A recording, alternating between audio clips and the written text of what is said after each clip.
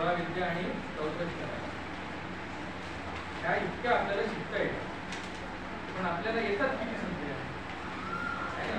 आता तुम्ही जरा आता सगळे शाळेत शिकता आणि ह्या सगळ्या कुठे शिकायची संधी आहे की शाळेत आहे. तुम्ही या शाळेच्या बाहेर गेले की तुम्हाला ही संधी मिळणार नाही. म्हणून आपल्या आयुष्यामध्ये एक तरी कला गुण आपल्यामध्ये असावा, आपल्या व्यक्तिमत्वामध्ये एक तरी असा गुण असावा की ज्याच्यामुळे आपलं व्यक्तिमत्व निघून दिसावं. त्याच्याकरता हे शिबिराचं आयोजन आहे. मग ते क्रीडा क्षेत्रातलं असो किंवा कला क्षेत्रातलं.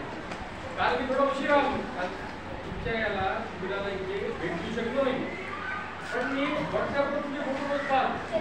काल तुम्ही पाहिलं मी चांगलं तुमच्या मुलीने तयार केलं. कुठलीही गोष्ट ही छोट्यातून तयार होती. नदीचा उगम कशातून होतो पाहिला आहे का कधी? नदीचा उगम पाहिला आहे का कोणी? पाहिला? नदीचा उगम जेव्हा असतो तेव्हा एक छोटीशी अशी पाण्याची धार असते, पण ती धार नंतर मोठी होते. नदीचा उगम जसा छोट्याकडून मोठ्याकडे जातो तशीच आपल्या जीवनामध्ये सुद्धा एखादी छोटीशी सुरुवात होते. ती सुरुवात आपल्याला कुठेतरी उच्च ध्येयाकडे घेऊन जाते आणि हे उच्च ध्येय प्रत्येक जण साध्य करू शकतो. कारण मॅडम मी सांगितलं तुम्हाला 16 कला आणि 64 विद्या